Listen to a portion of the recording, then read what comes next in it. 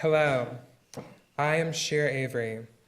I am a multiracial, Black and Indigenous, transgender, non-binary, femme, young person of color, and national social justice advocate committed to the advancement of social, economic, racial, gender, and disability justice and the empowerment of young people.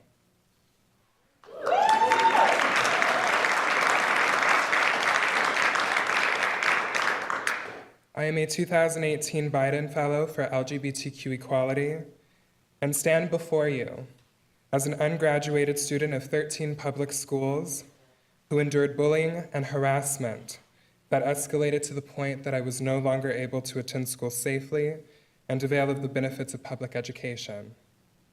As a young person who once lost the aspiration to learn and has yet to obtain a general education diploma. And as a scholar of struggle and resiliency. Unapologetically, I am young, gifted, and Black.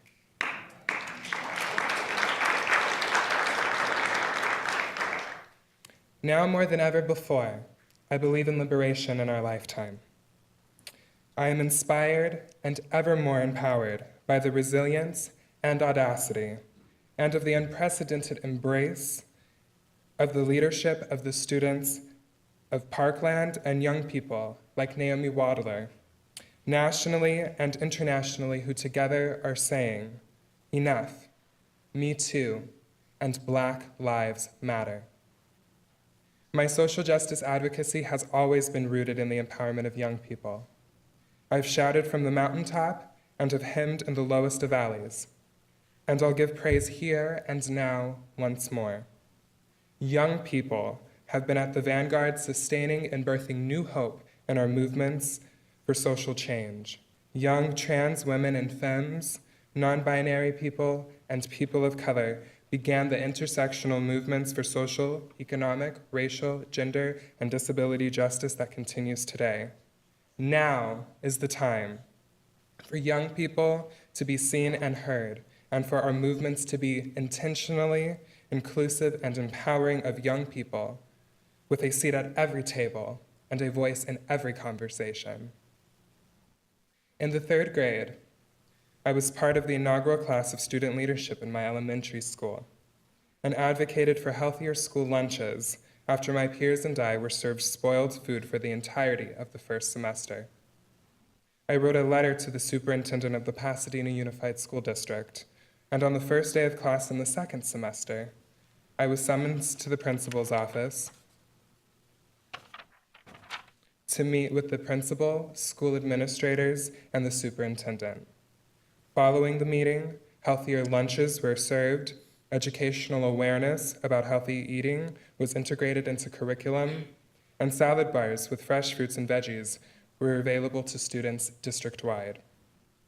While in foster care, I successfully sought a court order enrolling me in an independent study program after enduring harassment and physical assault in the first week that I was placed in a new middle school despite my grievances.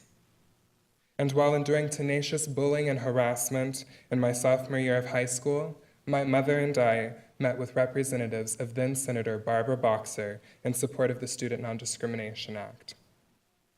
At the age of 17, I was and remain the youngest person to serve as an executive committee member of the Los Angeles Transgender Service Provider Network.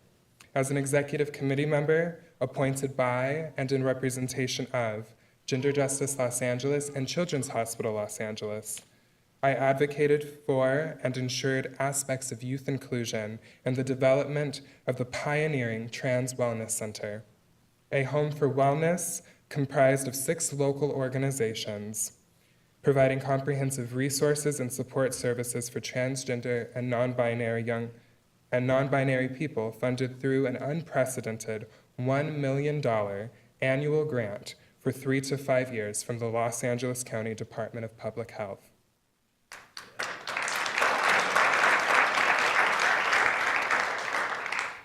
The same can be said about my efforts as the chairperson of the Youth Advisory Committee of the 2016 DTLA Proud Festival, as a former Genders and Sexualities Alliance Network Truth Council member of the state of California, in partnership with the Transgender Law Center, I collaboratively supported public awareness and understanding initiatives to evolve empathy and support for transgender and gender nonconforming youth through youth storytelling and peer leadership development.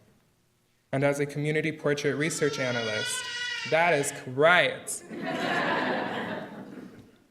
And as a community portrait research analyst of the What's Your Issue National LGBTQ Youth Survey, in fellowship with the Public Science Project of the City University of New York, I am ethically committed to documenting and archiving the lived truths, traumas, and resiliency of young people in an authentic, non-exploitive, or tokenizing portrayal, and using research to shift societal disparities with the foundational principle, no research on us without us.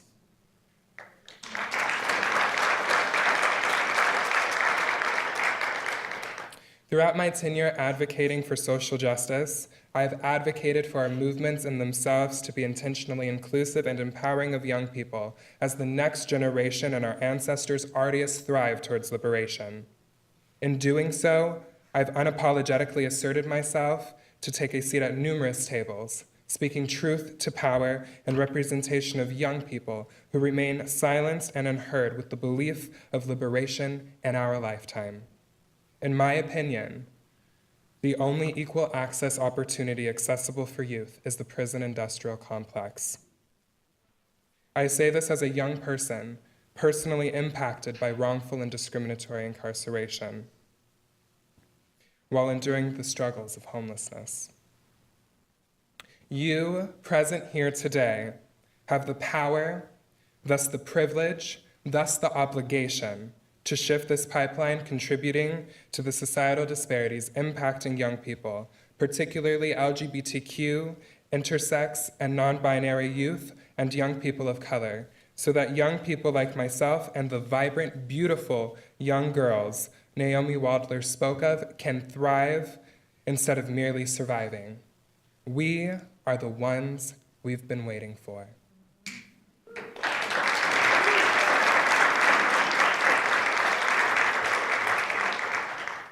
What if youth were part of the conversation? What if youth were seen as experts of their truths in shaping the policies that impacted their lives? Well, in this short 7.5 minutes, I think I've answered that question. To continue the conversation, please welcome Yorri Harris, the Director of Youth Engagement of the National Network for Youth. Thank you.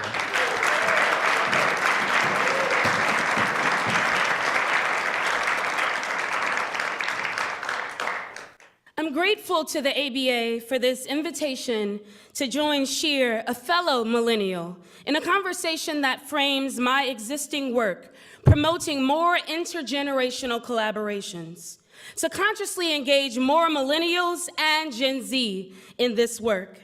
I have the pleasure of serving as the Director of Youth Engagement at the National Network for Youth in Washington, D.C., where I oversee a national leadership program empowering formerly homeless, trafficked, and foster care youth who've intersected with the child welfare and juvenile justice systems to use the challenges and successes of their personal stories to inform and transform existing policies in this nation.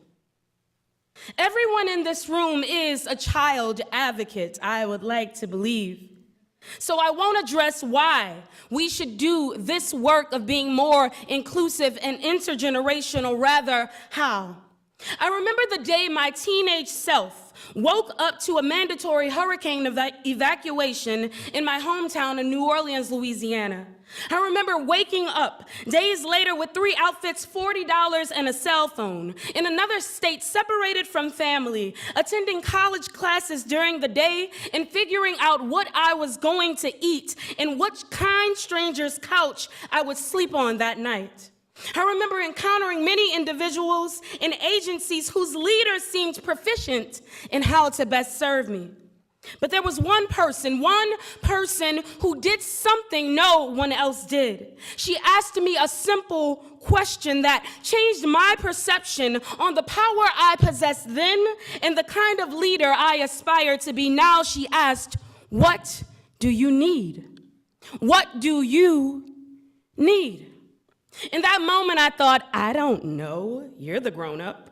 It's your job to tell me what I need. But my actual response in that moment was, I need food. I need someone to help me secure a new birth certificate and social security card so I can get a job. And I need a safe place to sleep tonight and the nights that follow so I can finish college.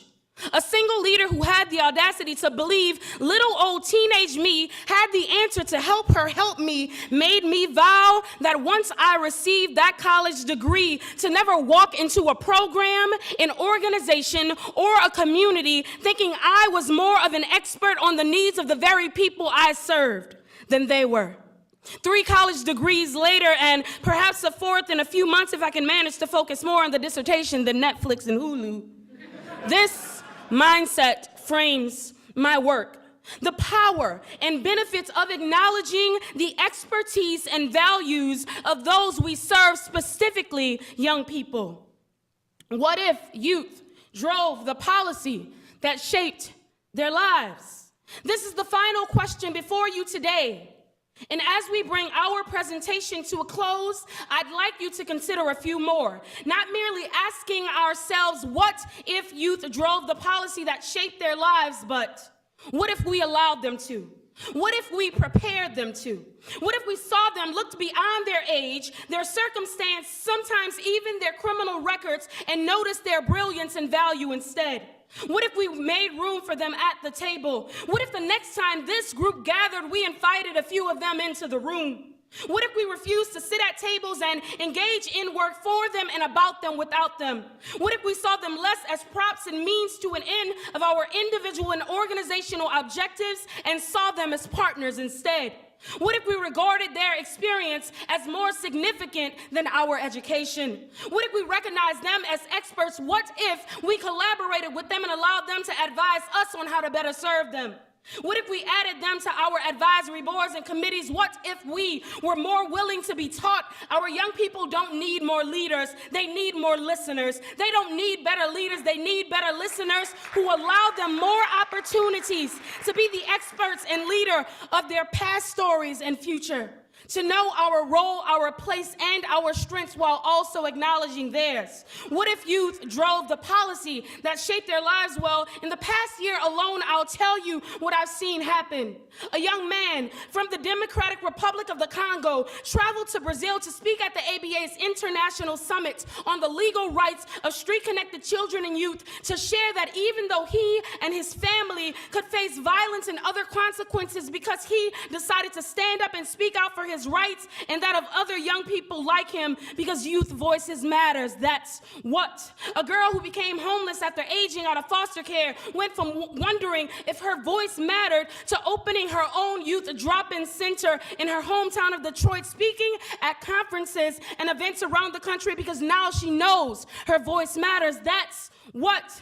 A young person who was abandoned and kicked out of the house at age 13 after coming out as trans, to his family sit in the Hart Senate building next to me and across from his senator and 3 senior policy advisors, sharing his heartbreaking and inspiring story to convince a senator and other adults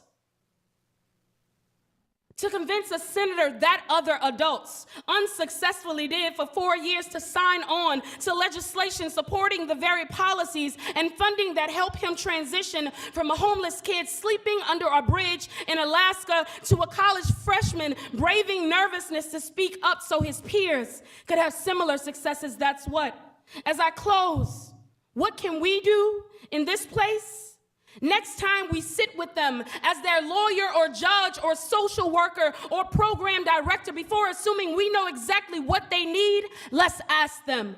Next time they march or advocate for their rights, let's march and advocate beside them. Next time we revise our organizational policies and strategic plans to better serve them, let's engage them. Next time they open their mouths and hearts and minds to tell us what they need from us to help us help themselves. Let's listen to them. And finally, next time this amazing group of dynamic leaders and advocates gather to empower and encourage each other to press forward, to keep fighting this critical and necessary fight for children's rights, let's invite them. Thank you.